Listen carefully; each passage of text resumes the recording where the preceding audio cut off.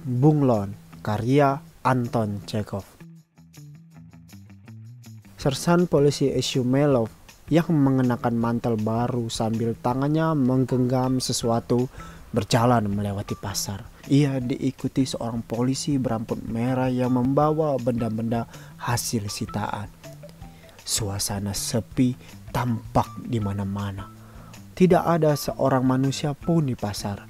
Pintu-pintu terbuka dan jendela-jendela toko menatap sedih ke bumi Tuhan seperti mulut-mulut yang lapar terbuka.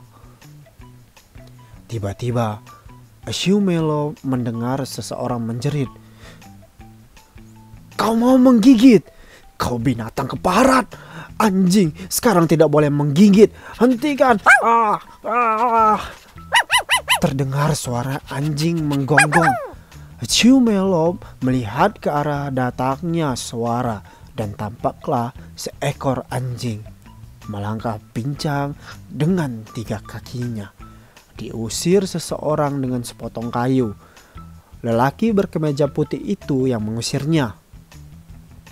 Lelaki itu mendekati anjing. Tiba-tiba ia menjatuhkan diri ke tanah lalu menangkap kaki belakang anjing. Anjing itu terdengar menggonggong lagi lalu melolong kesakitan. Wajah-wajah mengantuk bermunculan dekat jendela-jendela toko. Sebuah kerumunan manusia dengan cepat terbentuk, seolah-olah mereka bermunculan keluar dari dalam tanah. "Apa menurut Tuan itu bisa menjadi biang keributan?" tanya polisi. Shumelo melangkah mendekati kerumunan itu.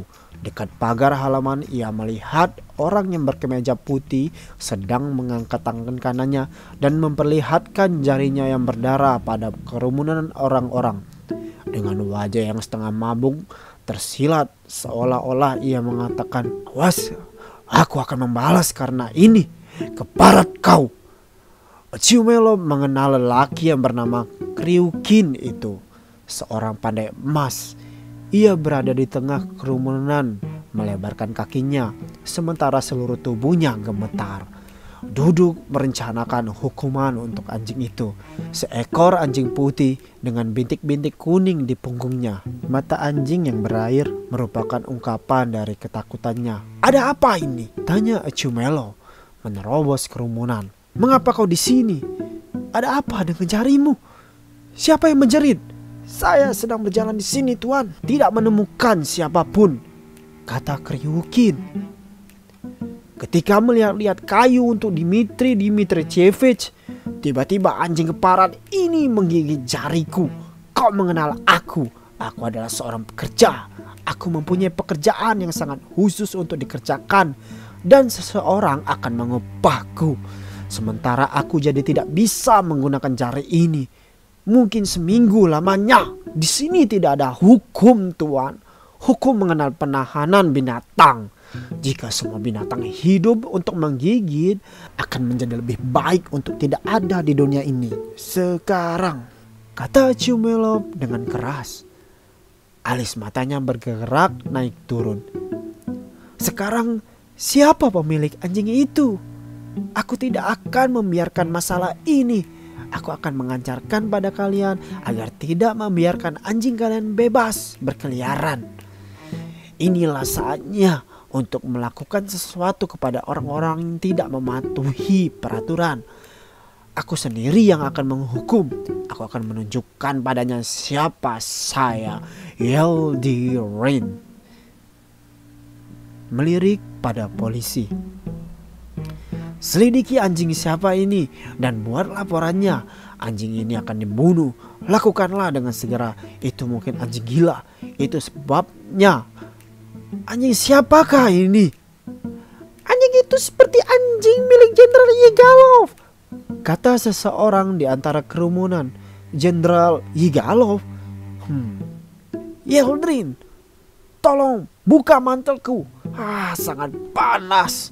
Mungkin akan turun hujan. Dalam hal ini ada satu hal yang tidak kupahami. Bagaimana bisa anjing itu sampai menggigitmu?" "Jenderal Yigalov. Yeldrin, tolong buka mantelku. Sangat panas. Mungkin akan turun hujan. Dalam hal ini ada satu hal yang tidak kupahami. Bagaimana bisa anjing itu sampai menggigitmu? Tanya Chumelov memandang pada Kryukin. Anjing itu tidak datang untuk menggigit jarimu. Anjing itu sungguh anjing kecil, sedangkan kau lelaki bertubuh begitu besar. Barangkali kau merobek jarimu dengan paku setelah timbul ide padamu. Dan kau sedang mencoba untuk mendapat banyak uang. Aku tahu kau siapa. Kau brengsek.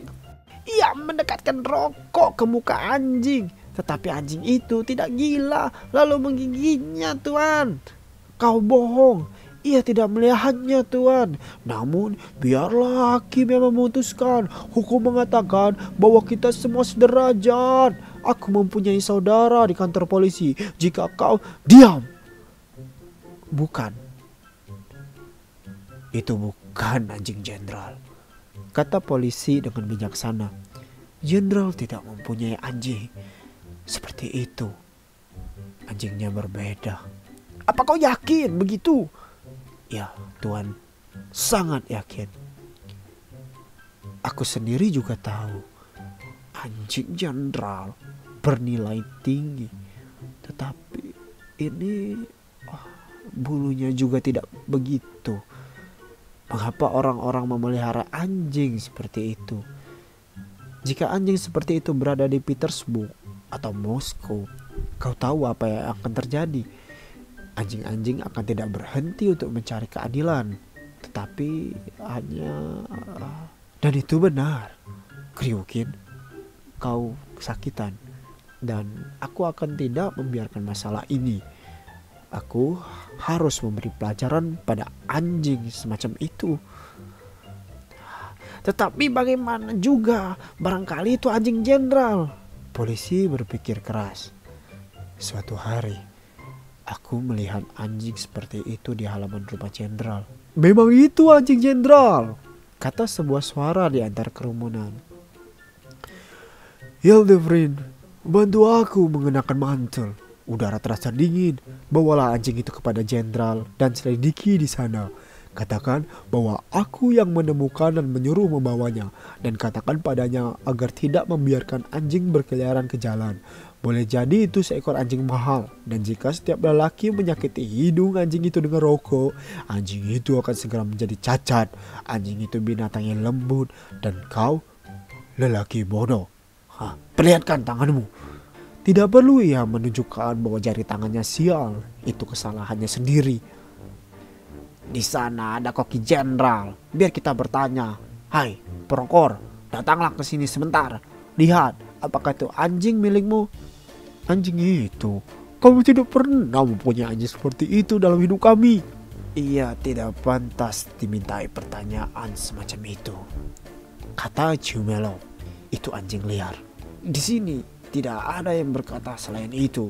Kalau aku katakan itu anjing liar, itu adalah anjing liar. Anjing itu akan kita bunuh. Anjing itu bukan milik kami, kata Prokor selanjutnya. Anjing itu milik saudara jenderal yang baru saja tiba. Majikanku tidak mempunyai anjing sejenis itu. Anjing itu milik saudaranya. Jadi saudara jenderal Vladimir Ivanovich telah datang?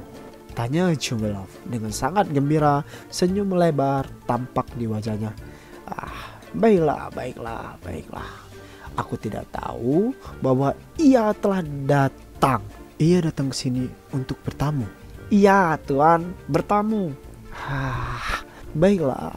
Jadi anjing miliknya, bukan? Aku sangat senang. Bawalah anjing itu. Anjing kecil yang lucu, anjing kecil yang gesit dengan cepat menangkap jari tangan lelaki itu. Mengapa menggigil? Apa takut? Lelaki itu seorang penjahat. Prokol memanggil anjing itu dan berjalan seiring dengannya. Orang yang berkerumunan menertawakan Kryukin. Suatu saat aku akan menahanmu. Chumelov mengancam Kryukin sambil mengenakan sendiri mantelnya. Ia melanjutkan langkahnya melewati pasar.